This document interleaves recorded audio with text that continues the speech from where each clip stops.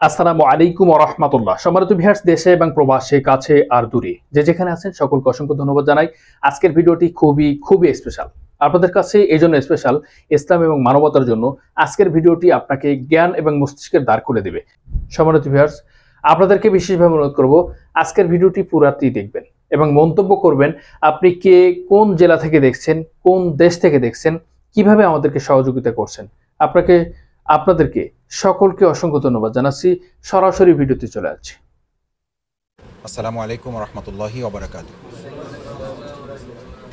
মহান আল্লাহ শুকরিয়া আদায় করছি যে পবিত্র ঈদুল আজহার পরপরই আমরা সংগঠনের সামগ্রিক কার্যক্রম পরিচালনার জন্য ঈদুল আজহার যে মূল শিক্ষা, ত্যাগ এবং কোরবানির মানসিকতায় নিজেদেরকে উজ্জীবিত করে ময়দানকে আবারও শানিত করার জন্য এবং বিশেষ করে ইসলামী আন্দোলনের রাজধানী হিসাবে বাংলাদেশের রাজধানী ঢাকাকে ইসলামী আন্দোলনের রাজধানী করার যে প্রত্যয় আমাদের, সেই প্রত্যয়কে সামনে রেখেই মূলত পল্টন দক্ষিণ থানা সামগ্রিক কার্যক্রম পরিচালনায় আপনারা ভূমিকা পালন করছেন।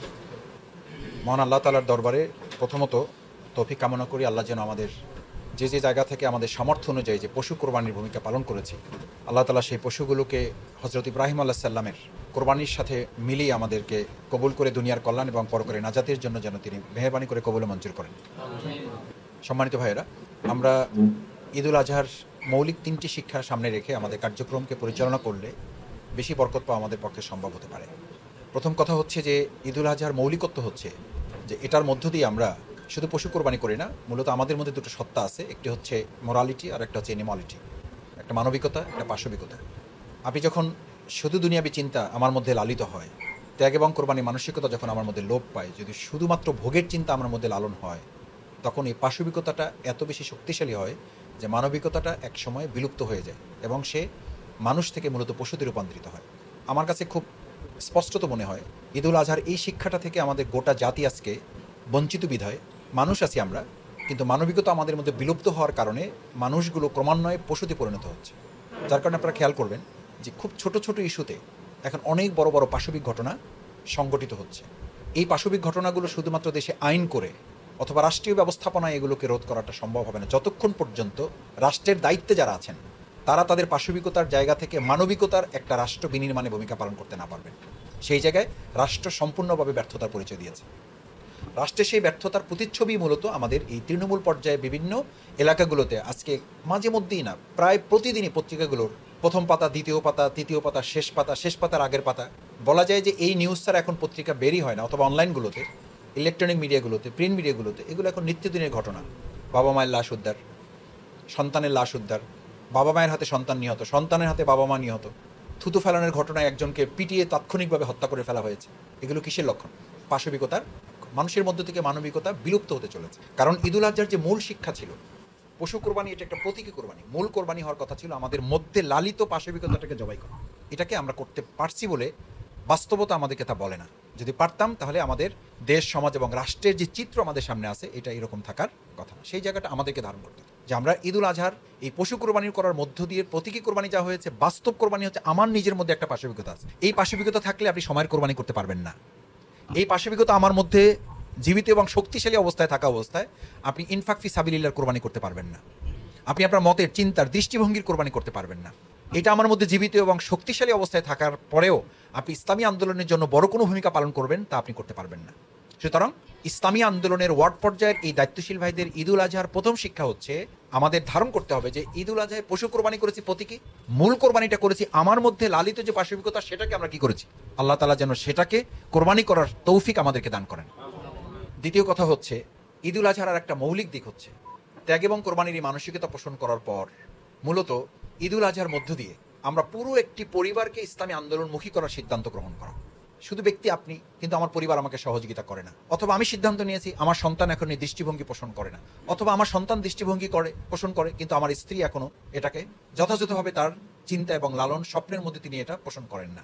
দেখেন, হযরত ইসমাইল আলাইহিস সালামের এই কোরবানিটা তার সামগ্রিকতায় রূপ লাভ করেছিল। হযরত ইব্রাহিম আলাইহিস সালাম, হযরত হাজেরা আলাইহিস সালাম সামগ্রিকভাবে একটা পারিবারিক সিদ্ধান্তের মধ্য দিয়ে কিন্তু আল্লাহর কাছে তারা কি করেছিলেন? আত্মসমর্পণ করেছিলেন। সুতরাং ব্যক্তি থেকে পরিবার, পরিবার থেকে সমাজ এবং সমাজ থেকে রাষ্ট্র বিনির্মাণের স্বপ্ন পূরণ করতে চাইলে আমাদের ব্যক্তি থেকে শুরু করে পরিবার, সমাজ এবং রাষ্ট্রের দিকে এটাকে ধাবিত করতে হবে। আর সেটার লক্ষ্যে সাংগঠনিক এই রূপটাকে আমাদেরকে মজবুত করতে হবে। আমাদের ওয়ার্ড, আমাদের ইউনিট, আমাদের থানা, আমাদের বিভাগ, আমাদের জেলা, আমাদের মহানগরী যা আছে, এই সবগুলো জায়গায় আমাদের এই ধাপগুলোকে আমাদের অতিক্রম করতে হবে। তৃতীয় হচ্ছে, ঈদুল আজহার সবচেয়ে বড় শিক্ষা হচ্ছে শাহাদাতের তামান্নায় নিজেকে কি করা, উজ্জীবিত করা। শাহাদাতের তামান্নায় নিজেকে যে উজ্জীবিত করবেন, তাকে পৃথিবীর আর ছোট ছোট কোনো কোরবানির জন্য প্রস্তুত করার দরকার হয় না। অটোমেটিক্যালি ওটার জন্য সে নিজেকে স্বয়ংক্রিয়ভাবে প্রস্তুত করে ফেলে। আপনাকে মাস্টার্স করতে হবে, এটা যখন আপনার মাথায় সিদ্ধান্ত দেওয়া হয়, তখন এসএসসি পাস করা, অনার্স পাস করা, এগুলোর জন্য আপনাকে বলতে হয় না। কারণ আপনি সিদ্ধান্ত নিয়েছেন কি পাস করবেন, মাস্টার্স পাস করবেন। তার অর্থই হলো আপনাকে এসএসসি পাস, তার অর্থই হলো আপনাকে এসএসসি পাস, তার অর্থই হলো আপনাকে অনার্স পাস করতে হবে। এগুলো তখন স্বাভাবিক প্রক্রিয়া, এগুলোর জন্য আপনাকে হিসাব রাখার দরকার নেই, এগুলো নর্মাল প্রসিডিউর। শাহাদাতের তামান্নায় নিজেকে যিনি উজ্জীবিত করবেন, তার কাছ থেকে সময়ের কোরবানি পাওয়াটা বিস্মিত কোনো ব্যাপার হবে না। তিনি পাগল পারা থাকবেন। তার কাছ থেকে অর্থের কোরবানি পাওয়ার জন্য, জাকাত আদায়ের জন্য তাকে বলতে হবে না, কারণ সে নিজে সিদ্ধান্তই নিয়েছে যে আমি আমার সামগ্রিকতাকে কোরবানি করে, যে দোয়াটা আমরা পড়েছি কোরবানির সময়, ইন্না সলাতি, এটা হচ্ছে কোরবানির সময়ের দোয়া। আর এই দোয়াটাই পড়েছি আমরা আমাদের শপথের সময়। কেন? এটা এই জন্য যে ওখানে পশু কোরবানির সিদ্ধান্ত নিয়েছি, আর এখানে আমরা আমাদের চিন্তা, দৃষ্টিভঙ্গি, জীবন, সম্পদের কোরবানি করার কি করেছি, সিদ্ধান্ত নিয়েছি। সেই সিদ্ধান্তওয়ালা একজন ব্যক্তির কাছে ইসলামী আন্দোলনের দায়িত্বের চেয়ে অফিসের দায়িত্ব বড় হবে কি করে? সেই কোরবানিওয়ালা একজন ব্যক্তির কাছে ইসলামী আন্দোলনের দায়িত্বের চেয়ে পরিবারের দায়িত্ব পালন করাটা বড় হয়ে যাবে কি করে? সেই সিদ্ধান্তওয়ালা একজন ব্যক্তির কাছে ইসলামী আন্দোলনের দায়িত্বের চেয়ে তার কাছে তার ব্যবসায়িক দায়িত্বটা বড় হয়ে যাবে কি করে? যদি হয়ে যায়, তাহলে শফিকুল ইসলাম মাসুদকে ভাবতে হবে, আমি যে ওয়াদা বা যে আয়াত তেলাওয়াত করে শপথে অন্তর্ভুক্ত হয়ে দায়িত্ব নিজের ঘাড়ে তুলে নিয়েছি, এই আশায় যে এই শপথের মধ্য দিয়ে লাকাদ রাদিয়াল্লাহু আনিল মুমিনিন ইয ইউবাইউনাকা তাহতাশ, সেই জায়গাটা আমার হক আদায় হচ্ছে না মনে করে আমাকে অনুতপ্ত, অনুসূচিত হওয়া প্রয়োজন। আশা করি এখানে যে দায়িত্বশীল ভাইরা আজকে উপস্থিত হয়েছেন, আপনারা শাহাদাতের তামান্নায় উজ্জীবিত হওয়ার মধ্য দিয়ে ঈদুল আজহার এই চূড়ান্ত প্রশিক্ষণটি আমরা আমাদের মধ্যে লালন করব ইনশাআল্লাহ। তৃতীয় কথা হচ্ছে, সম্মানিত দায়িত্বশীল ভাইগণ, আমাদের এই সংগঠন যারা আন্দোলনের সাথে সম্পৃক্ত আছে, আমাদেরকে এটা খুব অন্তর থেকে উপলব্ধি করতে হবে। আমাদের দায়িত্বশীল ভাইদের ভূমিকার উপরে নির্ভর করবে আমাদের তৃণমূল সংগঠনকে এগিয়ে যাওয়া অথবা স্থবিরতার ভূমিকা আমরা কোনটা সেখানে সিদ্ধান্ত গ্রহণ করব। দায়িত্বশীল হিসাবে হযরত ইব্রাহিম আলাইহিস সালাম সিদ্ধান্ত বাস্তবায়নে তিনি যেভাবে দৃঢ়তার অবস্থান করেছিলেন, আল্লাহ তাআলা সিদ্ধান্তকে যেভাবে নিজের মধ্যে লালন করেছিলেন, হজে যারা গিয়েছেন, এই সিদ্ধান্ত বাস্তবায়নে যারা পাথর নিক্ষেপ করেন, আমি মাঝে মধ্যে এটা নিজে উপলব্ধি করি যে এই পাথর নিক্ষেপ করে ওখানে যেভাবে শয়তানকে বিতাড়িত করার রাসূল করিম সাল্লাল্লাহু আলাইহি সাল্লাম, আমাদের প্রিয় নবী হযরত ইব্রাহিম আলাইহিস সালাম, যেভাবে তারা এই শয়তানকে মোকাবেলা করেছেন, শয়তানের ওয়াসওয়াসাকে তারা অতিক্রান্ত করেছেন, ওই শয়তানের ওয়াসওয়াসা কি ওই পর্যন্ত শেষ আছে না? এটা এখন চলমান আছে। আমরা কতদিন পাথর নিক্ষেপ করতে পেরেছি? পাথর নিক্ষেপ করাটা ওটাও একটা প্রতীকী ঘটনা। মূল ঘটনা হচ্ছে প্রত্যেক সময় শয়তান আমাদেরকেও ব্যক্তিগতভাবে, দায়িত্বশীলদেরকে, যে যত বেশি কাজ করবেন শয়তান তার ব্যাপারে তত দুর্বল নাকি তত তৎপর। কিন্তু আমাদের কাছে মনে হয় যে আমরা যেহেতু দায়িত্বশীল, আমাদের ব্যাপারে শয়তানের বলে তেমন কোনো প্রতিক্রিয়া নেই।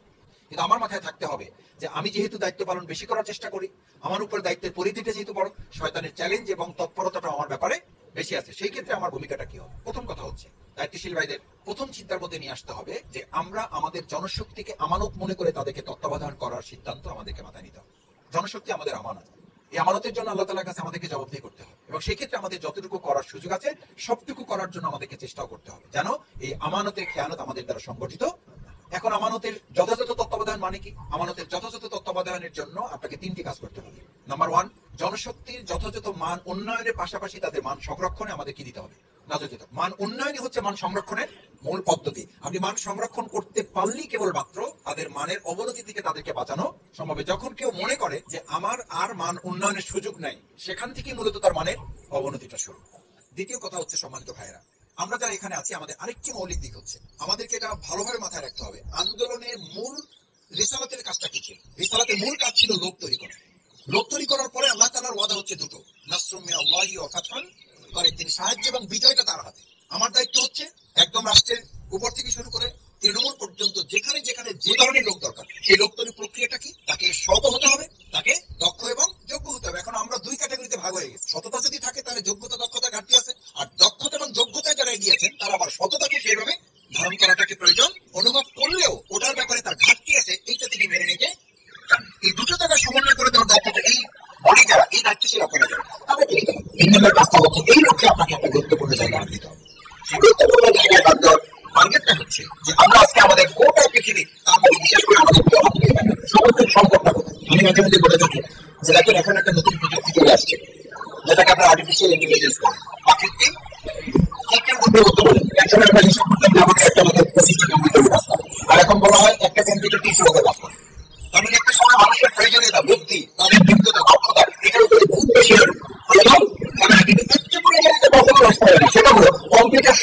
নির্ধারণ করার দায়িত্ব কম্পিউটারকে। সদস্যদের এই যে পার্থক্য এবং যে চূড়ান্ত হয় এই লড়াইয়ে দক্ষতা কিছু ব্যক্তি থাকলে কম্পিউটার ফোন করে দেবে, শতবার লড়াই করে দিয়ে থাকবে, তাদের সাথে কোনো পৃথিবী চ্যালেঞ্জ করতে পারবে না। তখন আপনি আমরা যদি মনে করি এর উপরে আমরা যদি আত্মতৃপ্তি রেকর্ড করি তাহলে আমাদের পতনের জন্য বাইরে কোনো শক্তি দরকার হবে না। আমার জন্য আমি এই কথাটাই বলে একটা বই লেখা আছে এবং সেই বইটা আমাদের সিলেবাসে আছে। এটা আগস্ট চলে গেলে বইটা একটু ফাঁকি পড়ে না ছড়া ওখানে শত্রু হিসেবে বাইরের শক্তিকে দেখে নিয়ে টার্গেট করা আছে, শত্রু হিসেবে টার্গেট করা বলতে এই কাজগুলো সম্পন্ন করার জন্য নামে কয়েকটা পলিসি